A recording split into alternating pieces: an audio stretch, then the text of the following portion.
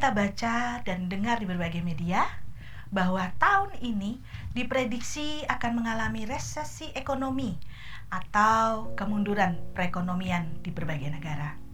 Bahkan sudah ada beberapa negara yang sudah mulai merasakan dampaknya. Perekonomian global akan mengalami tantangan yang lebih berat pada tahun ini dibanding-banding dengan tahun yang lalu. Ini realita atau kenyataan. Bahkan Pak Presiden dan Menteri Keuangan sudah mewanti-wanti kita untuk kita bisa mengatur keuangan kita dengan sebaik-baiknya. Kalau bisa menabung, ya ditingkatkan guna menjaga bila sesuatu hal yang tidak diinginkan terjadi dalam perekonomian pribadi, terutama di dalam keluarga kita. Mungkin saja ada keluarga-keluarga yang belum merasakan dampak dari resesi ini. Tapi ada juga yang mungkin sedang mengalaminya saat ini. Bila gejala perekonomian sudah menyangkut di keluarga kita, bagaimana dengan kita sendiri? Apakah penghasilan yang kita terima tiap bulannya itu berasal dari satu sumber? Suamikah sebagai tulang punggung? Atau mungkin istrikah? Dan bagaimana kalau yang merupakan satu-satunya sumber dalam keluarga kita yang sebagai tulang punggung itu patah? Entah itu karena sakit atau meninggal dan lain sebagainya. Kita ngintip yuk, gimana solusi dan bagaimana yang bisa kita kupas bersama. Bila mengingat awal-awal sebelum menikah, mungkin sudah ada pembicaraan dengan calon pasangan hidup tentang income atau pemasukan. Sumber keuangannya dari mana saja? Mungkin calon suami yang akan menjadi tulang punggung seperti pada umumnya.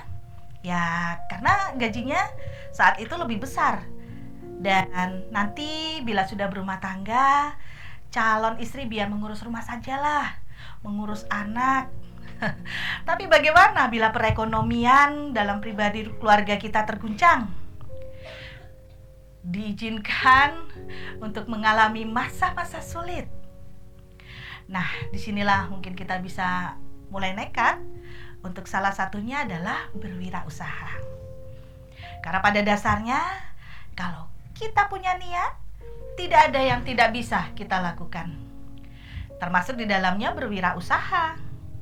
Usaha apapun itu baik, tidak perlu yang muluk-muluk, tidak perlu yang neko-neko, yang penting dirintis dulu, dicoba daripada kita tidak mengerjakan apa-apa.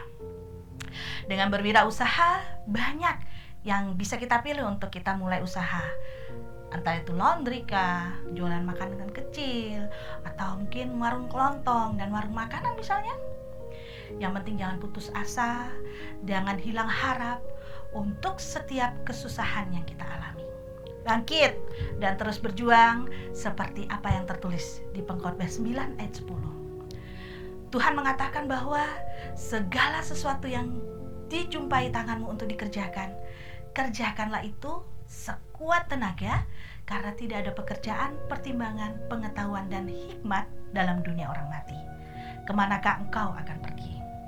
Tapi ingat, jangan lupa diskusikan rencana-rencana yang ada di dalam pikiran saudara dengan keluarga.